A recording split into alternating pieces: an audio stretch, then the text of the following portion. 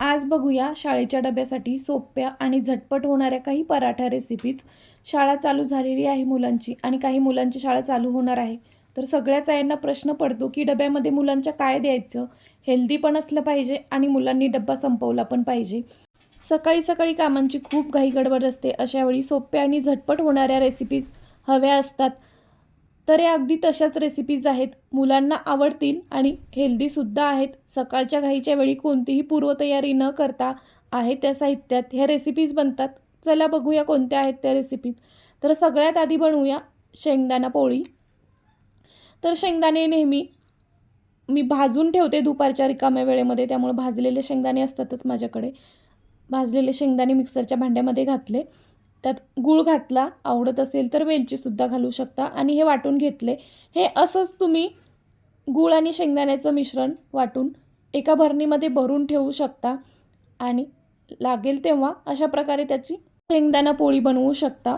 पोळी बनवायच्या वेळी हे गूळ आणि शेंगदाण्याचं मिश्रण घ्यायचं आणि त्याला थोडंसं पाण्याने ओलं करायचं, म्हणजे ते कणकेमध्ये व्यवस्थित भरलं जातं आणि पोळी खातेवेळीसुद्धा गळून पडत नाही सारण, म्हणून हे असं ओलं करून घ्यायचं.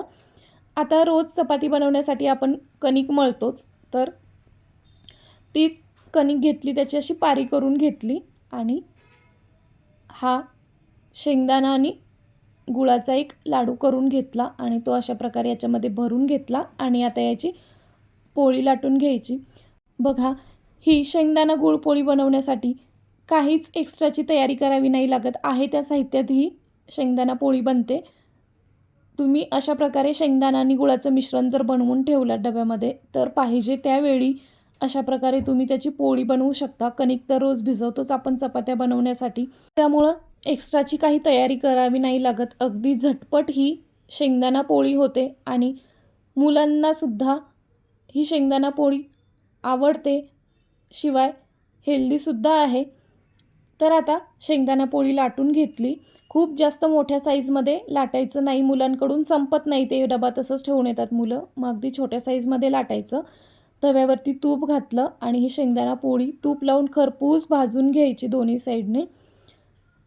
तूप लावून भाजलं की एकदम मस्त लागते ही शेंगदाणा पोळी आणि खरपूस भाजायची. अशी मस्त शेंगदाणा पोळी जर दिली मुलांना डब्यामध्ये, तर मुलं डब्बा नक्कीच संपवून येतील. रोज चपाती भाजी खाऊन मुलं कंटाळतात आणि शिवाय आजकाल मुलांच्या शाळेमध्ये 2 ब्रेक असतात, छोटा ब्रेक, मोठा ब्रेक. मग छोट्या ब्रेकसाठी वेगळं, मोठ्या ब्रेकसाठी वेगळं. तर हे तुम्ही असं शेंगदाणा पोळी बनवू शकता छोट्या ब्रेकसाठी किंवा मोठ्या ब्रेकसाठी. बघा, इथे छान खरपूस शेंगदाणा पोळी भाजून झाली आहे.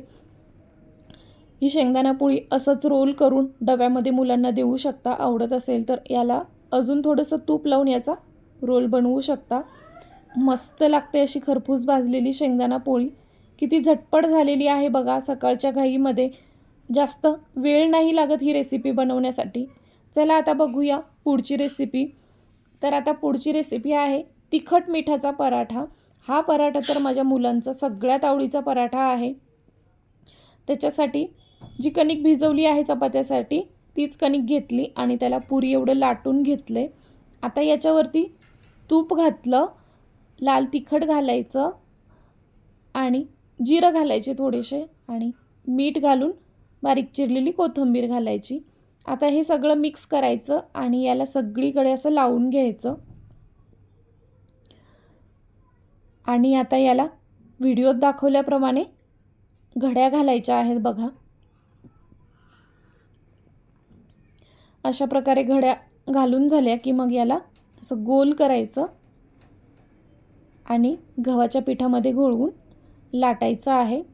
खूप झटपट होतो हा तिखट मिठाचा पराठा, तर टेस्टीसुद्धा लागतो. मुलांनाच काय, मोठ्यांनासुद्धा भाजीला कधी काही संपलं असेल, चपातीची कणिक उरली असेल, तर तुम्ही हा झटपट होणारा तिखट मिठाचा पराठा बनवू शकता. आणि बघा, इथे पराठा लाटून घेतलेला आहे.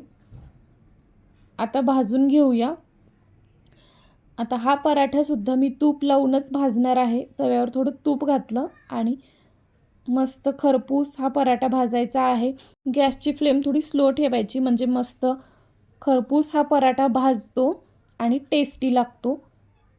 बघा, तूप लावून दोन्ही साईडने मस्त हा पराठा खरपूस भाजून घेणार आहे. बाकीचे पराठ्यांचे प्रकार बनवायचे म्हटलं, आलू पराठा किंवा मूगडाळ पराठा वगैरे, तर वेळ लागतो त्या पराठ्यासाठी. पण हा तिखट मिठाचा पराठा अगदी झटपट होतो, कुठल्याच जास्तीच्या साहित्याची सुद्धा गरज नाही. आणि असाच डब्यामध्ये मुलांच्या रोल करून दिला आणि थोडासा सॉस दिला की मुलं आवडीने खातील. मुलांना तर सॉस, जाम या सगळ्या गोष्टी आवडतातच. मग सॉसबरोबर हा पराठा देऊ शकता किंवा मग सॉस आवडत नसेल मुलांना तर दह्याबरोबर सुद्धा तुम्ही हा तिखट मिठाचा पराठा देऊ शकता. तसंही तूप लावल्यामुळं असाच जरी खाल्ला तरी सुद्धा टेस्टी लागतो. चला तर मग आता तिखट मिठाचा पराठा बनलेला आहे. आता पुढची रेसिपी बघूया. तर पुढची रेसिपी आहे चीज गार्लिक पराठा. त्याच्यासाठी कणिक घेतलेली आहे आणि पुरी एवढी लाटून घेतली. आता इथे मी चीज स्लाईस वापरते आहे.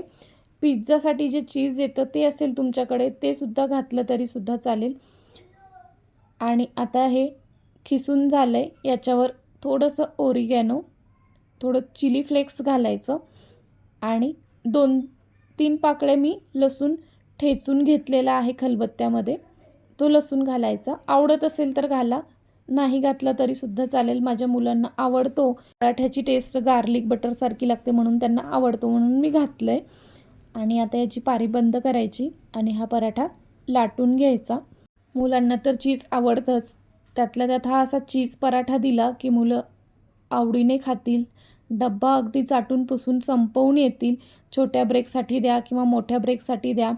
झटपट होतो, वेळही लागत नाही काही. आणि इथे पराठा लाटून झालेला आहे, खूप जास्त पातळ लाटायचा नाही. आणि हा पराठा मात्र बटर लावून भाजायचा. तूप लावून सुद्धा भाजू शकता, पण बटर लावलं की एक छान मस्त टेस्ट येते. मी इथे हा पराठा बटर लावून भाजलेला आहे. बटर, तूप किंवा तेलही लावू शकता. आता मुलांच्या आवडीवर आहे, त्यांना काय आवडतं ते लावून तुम्ही भाजा.